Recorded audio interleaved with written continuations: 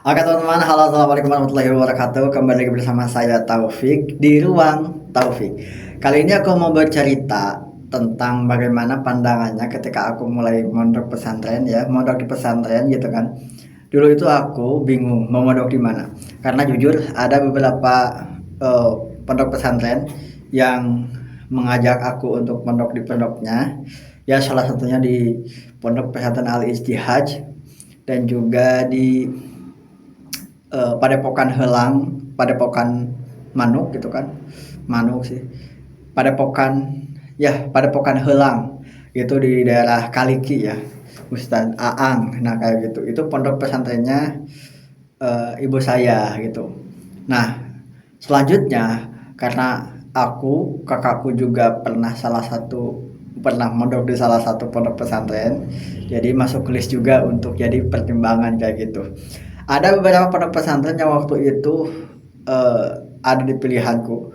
Yang pertama ada MTS Miftahul Darajat, Yayasan Miftahul Darajat itu daerah Cikalong. Kedua ada eh, apa yang di Curugahau itu ya, Pondok Pesantren Darus Saadah.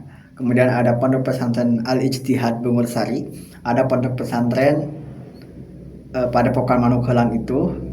Kemudian ada Pondok Pesantren Miftahul Falah. Nah, dari beberapa pondok pesantren itu aku mikir, kayaknya cocok di mana ya? Karena aku melihat ayahku, kakakku juga salah satu alumni dari Pondok Pesantren Miftahul Falah. Akhirnya aku memilih untuk mondok di Pesantren Miftahul Falah. Dan ya, betul sekali.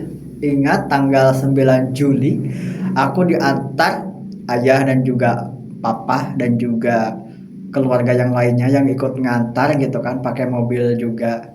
Dan disitulah kesan pertama kali untuk jadi seorang santri kayak gitu. Akhirnya tanggal 9 aku berangkat sowan dengan guru akang. Kalau sekarang kan biasalah orang tua memberikan kayak apa ya, kayak ijab kabul gitu. Di situ aku mulai gak enak. Kenapa gak enak ya? Karena pertama kali dong, wajar ya kayak gitu. Tapi setelah saya dimasukin ke ruangan gitu kan, kobong kalau bahasa istilahnya mah. Nah, di situ aku melihat teman-teman yang lain juga. Kan banyak santri baru ya. Yang pertama kali aku kenal itu waktu itu adalah Sandi.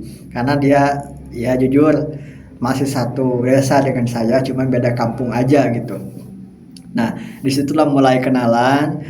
Aku ingat pertama kali ketua kobongnya itu adalah Ustadz Deni Mukti yang sama-sama dari daerah Puspahyang gitu.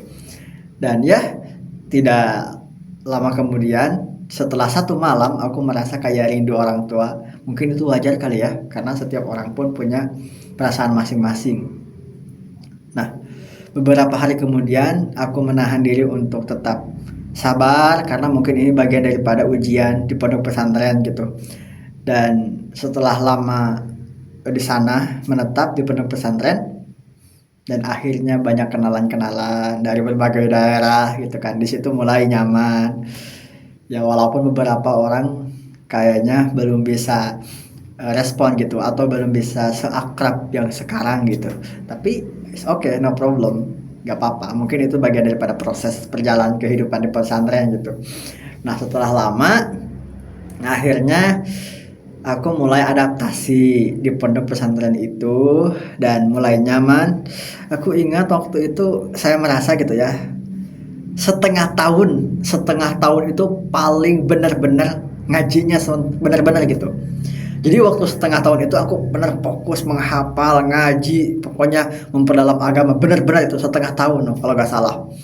Dan itu kerasa banget teman-teman. Saya pikir kalau waktu lalu jangankan setengah gitu kan, artinya terus menerus sampai sekarang fokus ngaji, luar biasa sepertinya ya. Tapi meskipun demikian aku pun sekarang syukur alhamdulillah gitu ya. Karena merasakan dimana pas benar-benar serius. Dan itu mungkin yang aku pertahankan sekarang untuk kembali bagaimana serius untuk mendalami ilmu agama ataupun ilmu yang lainnya kayak gitu. Nah, kita kembali ke di Kobong ya. Waktu itu di Kobong, kalau nggak salah di Kobong Albari ya, di Kobong Albari asrama 2 di belakang ya. Dan di situ mulai kenangan dibuat. Dan saya ingat betul yang besar itu di Kowong adalah Kak Dani Mukti, kemudian Shihab, Hamdan, Gun Gun, dan banyak yang lainnya, termasuk Sandi juga ya, satu angkatan. Dan mereka sekarang ya luar biasa. Mereka sudah menjalani kehidupan masing-masing.